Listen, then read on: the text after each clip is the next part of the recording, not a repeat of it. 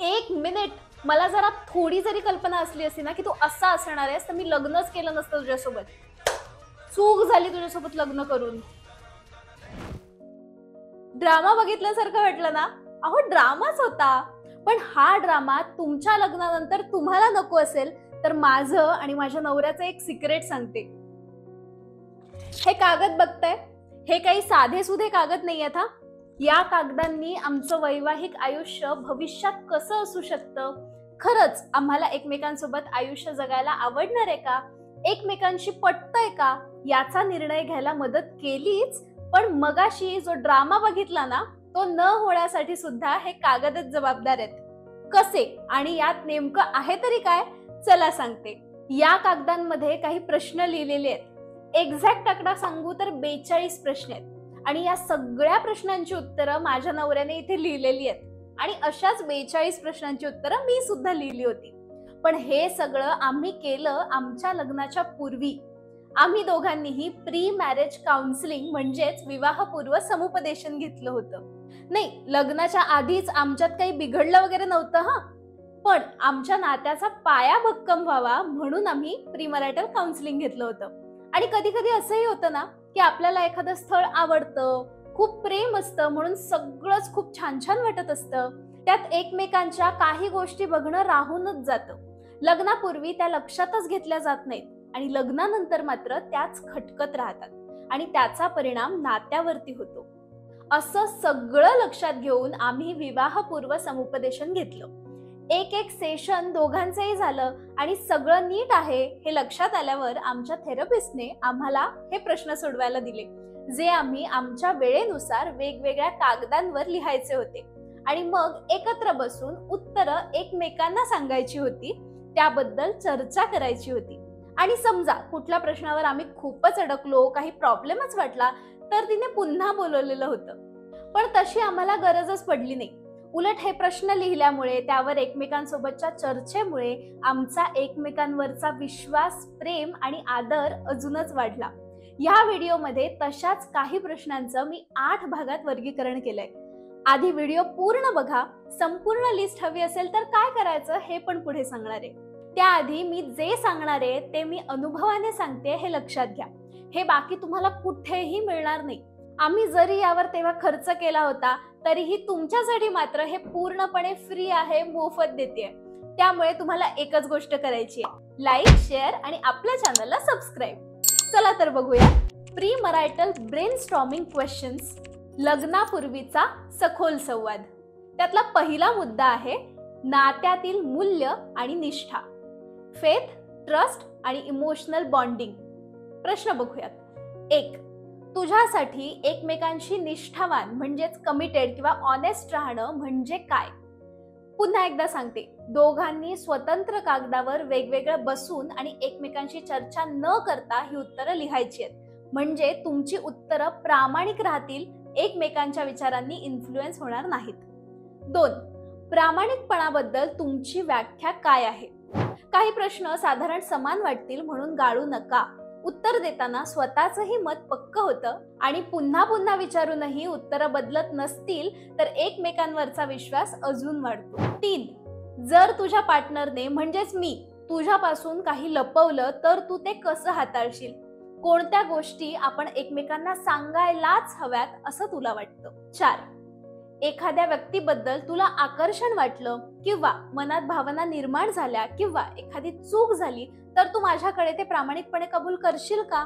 आणि तुमच्या पार्टनरने त्याच्या भावना, विचार, चुका तुम्हाला सांगितल्या तर तुमचा प्रतिसाद काय असू शकतो? हे अतिशय महत्त्वाचे प्रश्न आहेत, हे लक्षात घ्या. त्यामुळे पूर्ण प्रामाणिकपणेच उत्तरं द्या. उगीच समोरच्याला बरं वाटावं, मी किती चांगली, मी किती चांगला, इम्प्रेशन मारण्यासाठी उत्तरं लिहायची नाहीयेत. 5. प्रेम म्हणजे तुझ्यासाठी काय आणि तू ती भावना कशी व्यक्त करतेस किंवा करतोस? गेल्या व्हिडिओमध्ये लव्ह लँग्वेजेस बद्दल, प्रेमाच्या भाषेबद्दल मी बोलले होते, त्याचाही आधार तुम्ही इथे घेऊ शकता. लिंक डिस्क्रिप्शन बॉक्स मध्ये देत आहे. 6. माफ करण्याबद्दल तुझा दृष्टिकोन काय आहे?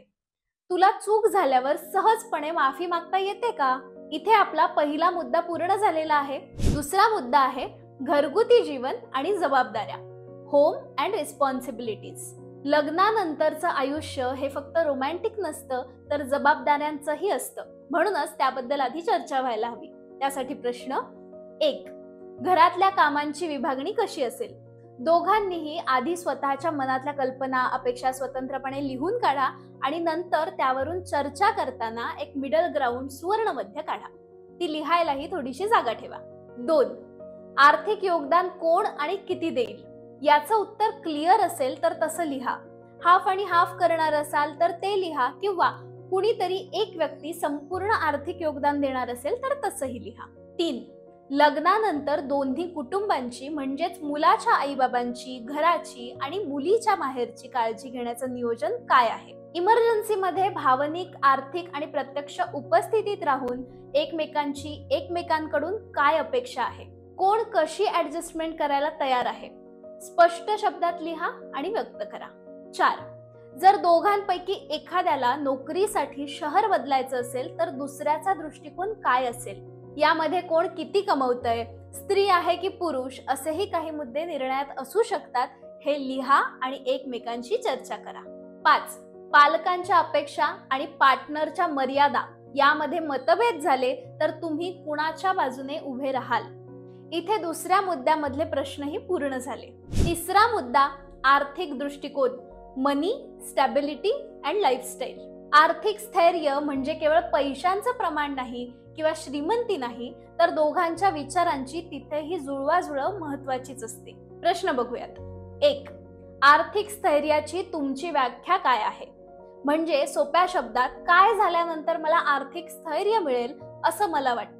हे प्रश्न ना आपण फक्त समोरच्याला आपली ओळख व्हावी किंवा आपण त्यांना समजून घ्यावं एवढ्याच साठी नाही लिहत आहोत, तर ते लिहिल्यामुळे आपली स्वतःशी ओळख सुद्धा वाढते.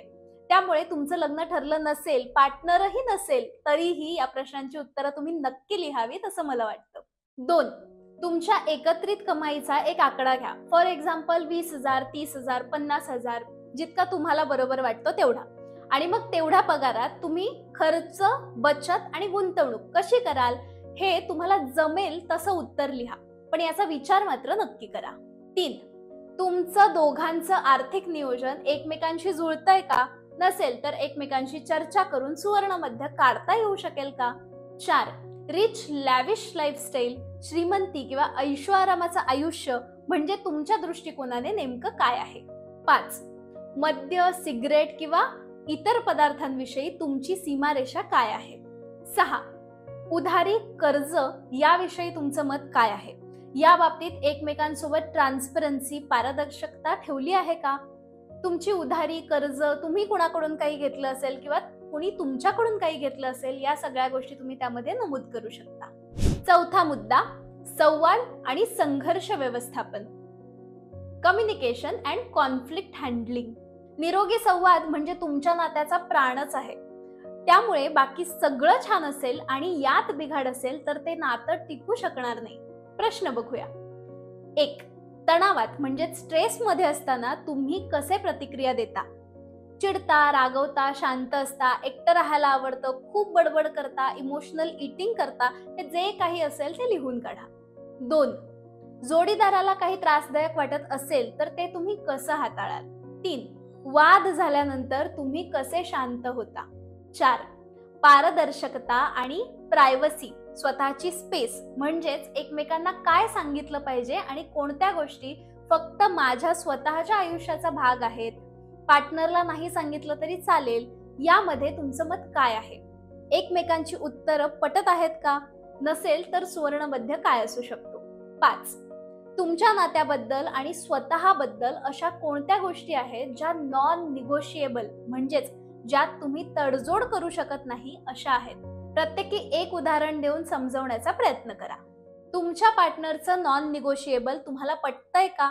ते सांभाळण्यासाठी तुम्ही तयार आहात का? इथे आपले 4 मुद्दे आणि त्यातले सगळे प्रश्न पूर्ण झाले आहेत. हे सगळे प्रश्न आणि पुढच्या 4 मुद्द्यांचे प्रश्न हे एकत्रित तुम्हाला पुढच्या भागात मिळणार आहेत. त्यासाठी तुम्हाला चिन्मयी राजला सबस्क्राईब करायचंय म्हणजे व्हिडिओ आल्या आल्या तुम्हाला मिळेल. आपल्या इंस्टाग्रामला सुद्धा फॉलो करा, मी लिंक डिस्क्रिप्शन बॉक्स मध्ये देते. हा व्हिडिओ कसा वाटला खाली कमेंट सेक्शन मध्ये सांगा. भेटूच पुढच्या व्हिडिओमध्ये. तोपर्यंत मी चिन्मयी तात्पुरता तुमचा निरोप घेते. काळजी घ्या. धन्यवाद.